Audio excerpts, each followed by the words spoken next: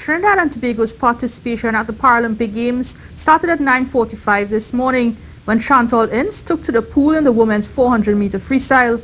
Ince finished in a time of 5 minutes, 31.6 seconds. However, this time proved too slow for qualification as the top 8 qualifiers were at least 26 seconds faster than Ince's time.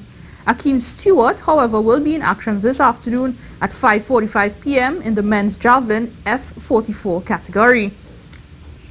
6 former presidents and officials of the West Indies Cricket Board have urged CARICOM to conduct a forensic audit of the board in order to save West Indies cricket from absolute and total downfall.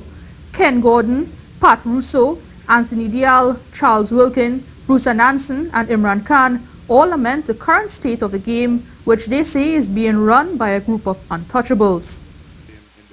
Stating that we must reinforce the message that West Indies cricket belongs to the people of the West Indies, not to the board, Gordon, the WICB president from 2006 through 2008, repeated a call he made 2 months ago that it is time for CARICOM to call for a forensic audit of the organization and lift the clouded veil which now surrounds the WICB. Answers are required, and this can be a first step to return to the transparency required of a body which is a major beneficiary of regional resources and private sponsorship. Dial, WICB's corporate secretary between 2006 and 2008, supported Gordon's call and also urged for an audit of the country boards as well. Wilkins, himself a former chairman of the board's governance committee, wants to take it a step further and suggested that unless the board heeds the call for change, CARICOM government should refuse permission for use of the stadia and refuse them access to regional cricket grounds. Imran Khan, a former WICB communications officer, also felt the CARICOM's refusal to give the WICB access to certain grounds could have an impact, but he is also pointing to a mass fan boycott in addition to a grounds ban.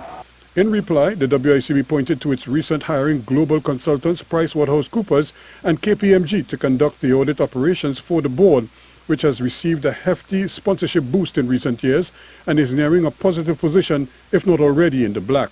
The WICB will meet in Dominica from tomorrow to discuss all aspects of West Indies cricket. Ruskin Mark, C Sports. Champion horse trainer John O'Brien has had his license revoked for 3 months for a drug infraction and fined $500.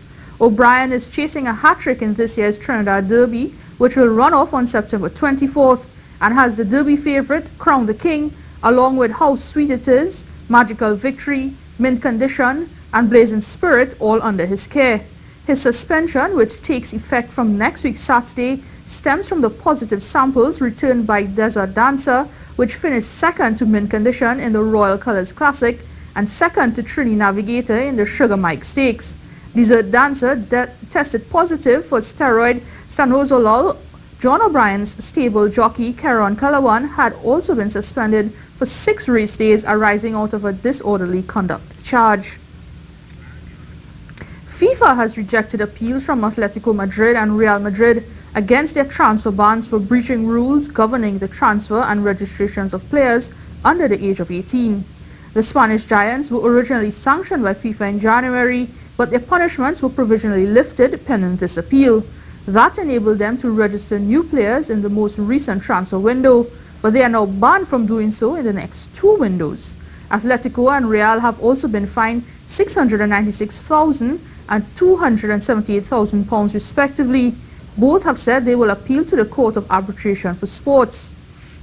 As many as 50 underage players are signed by clubs from abroad between 2005 and 2014, prompted the charges, including the 4 sons of Madrid's current manager Zinedine Zidane.